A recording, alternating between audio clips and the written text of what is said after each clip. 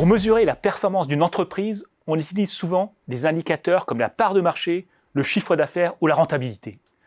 Si ces indicateurs permettent de vérifier qu'on a bien atteint ses objectifs, ils présentent une limite.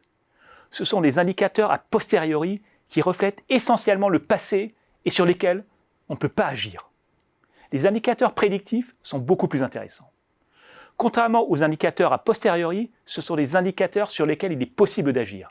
Ils permettent également de s'assurer qu'on est sur la bonne voie pour atteindre ses objectifs. En agissant sur les indicateurs prédictifs, on peut influencer les indicateurs a posteriori.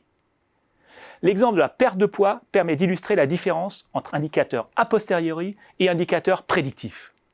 L'indicateur a posteriori est le poids indiqué par la balance. Les indicateurs prédictifs sont les calories qu'on ingère et celles que l'on dépense. Si on ne peut pas directement agir sur son poids, on peut décider de manger plus léger ou de faire plus de sport.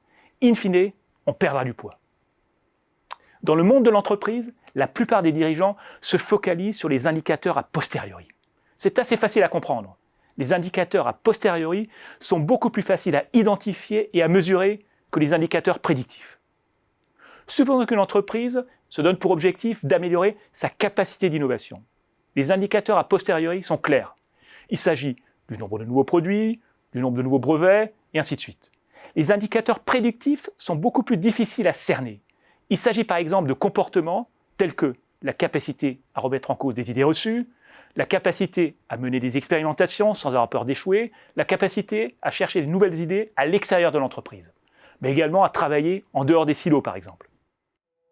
Comme l'avait bien formulé le gourou de la qualité W. Edwards Deming, gérer une entreprise en se focalisant sur les indicateurs financiers, les indicateurs a posteriori par excellence, revient à conduire une voiture en regardant dans le rétroviseur. Il vaut mieux identifier et favoriser les comportements les plus susceptibles de mener une entreprise au succès.